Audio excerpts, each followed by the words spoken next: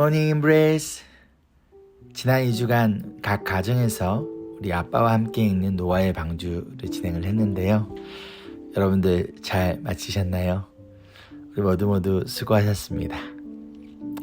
오늘부터 우리 4주간 Pray for your spouse, 당신의 배우자를 위해 기도하라 라는 주제를 가지고 우리 매일 묵상을 나눕니다. 한 가지 질문을 좀 해볼게요. 여러분 너무 쉽습니다. 여러분의 배우자를 위해 기도하십니까? 기도한다면 무엇을 위해 기도하시나요? 그 누구보다도 여러분의 남편을 위하여 그리고 아내를 위하여 기도해야 할 사람이 목회자인 저나 또는 소그룹 리더가 아니라 바로 배우자인 여러분입니다. 하나님이 여러분에게 배우자를 위해 기도하라는 사명을 주셨어요. 여러분의 배우자를 위해 기도하라는 이 사명을 기억하며 앞으로 4주뿐만 아니라 우리 남은 평생을 배우자를 위해 기도하는 우리 기도의 남편과 기도의 아내가 되시기를 소망합니다. 아직 결혼을 하지 않은 분들은 이번 매일 묵상을 통해서 미리 기도하는 배우자로서 준비가 되는 그러한 시간이 되었으면 좋겠습니다. 자, 그럼 첫 번째 시간 시작해 볼까요? 오늘 말씀은 고린도전서 1장 4절이에요. 제가 읽어볼게요. 나는 여러분이 그리스도 예수 안에서 받은 하나님의 은혜를 생각하고 여러분의 일로 언제나 하나님께 감사드립니다. 아멘. 이 편지를 쓴 사도 바울은요, 고린도 교회가 받은 하나님의 은혜를 생각하며 지금 하나님께 감사를 드리고 있어요. 그리고 이어지는 5절을 보면 하나님으로부터 이들이 많은 축복을 받았다는 것과 7절에서는 많은 은사들을 부족함 없이 받았다라는 사실을 알려주고 있습니다. 그런데 이러한 축복과 많은 은사를 받은 고린도 교회가 분열이 되었습니다. 서로 사랑하지 못하고 미워했습니다. 왜 그럴까요? 먼저 우리 고린도전서의 백그라운드를 좀 설명을 좀 드릴게요. 바울은 고린도에 오기 전 먼저 아테네에서 복음을 전합니다. 그런데 실패합니다. 그런 실패자의 모습으로 고린도로 왔어요. 그리고 이곳에서 먹고 살기 위하여 텐트를 만드는 일을 하며 복음을 전하다가 브리스길라와 아굴라라는 신실한 주님의 제자들을 만나게 됩니다. 그리고 이들과 함께 고린도 교회를 시작하게 돼요. 그리고 이 교회는 성장합니다. 하나님께서 많은 은혜를 부어주셨고 많은 축복을 주셨고 많은 은사들이 넘치도록 이 교회에 부어주셨어요. 그런데 이러한 교회가 분열이 됩니다.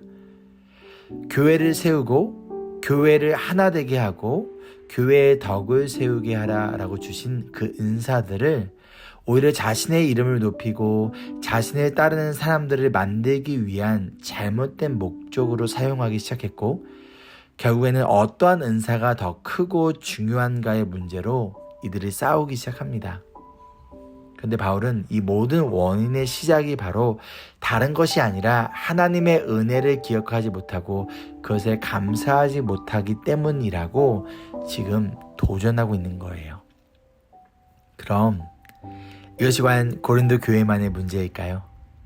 구약 말씀을 보아도요, 하나님은 광야에 살던 이스라엘 백성들에게 애굽에서 종으로 살던 때를 기억하라고 말씀하세요. 또한 이들이 가나안이나 풍족한 땅에 들어가 살 때에도요, 애굽에서 종이었던 때와 광야에서 배고프고 힘들었던 그 시간에 하나님께서 베푸신 은혜를 기억하라라고 말씀하듯이 지금 고린도 교회에게도 그리고 저와 여러분에게도 동일하게 말씀하세요. 무엇을요? 하나님의 은혜를 기억하라. 여러분의 인생과 여러분의 가정에 하나님께서 부어주신 은혜와 축복을 잊어버린 채 감사하지 못할 때 나타나는 증상이 있는데 그것이 바로 우리의 입에서 감사와 은혜의 말보다는 불만과 불평 그리고 비난의 말들을 합니다. 어떻게든 하나 되기 위해 힘쓰기보다는 다투고 싸웁니다. 그렇게 누구보다 하나가 되어야 부부가 그리고 가정이 분열이 됩니다. 그렇다면 첫 번째로 여러분의 배우자를 위해 기도할 것은 다른 것이 아니라 바로 이거예요. 하나님, 나의 배우자에게 하나님의 은혜를 베풀어 주세요. 그리고 나의 배우자에게 이미 베푸신 하나님의 은혜를 잊지 않게 해주세요. 우리는 너무나 쉽게 은혜를 잊어버리며 살아가요. 이 세상 속에서 치열하게 살아가다 보면요, 너무나 쉽게 은혜를 잊어버리게 됩니다. 그럴 때마다 여러분의 남편을 위하여 그리고 아내를 위하여 기도해 주어야 돼요. 하나님, 나의 남편이, 나의 아내가 하나님의 은혜가 필요합니다. 하나님이 나의 배우자의 딱딱하게 굳은 이 마음을 만져주시고 부드러운 마음으로 바꿔주세요. 내가 할 수 없습니다. 하나님의 은혜가 필요합니다.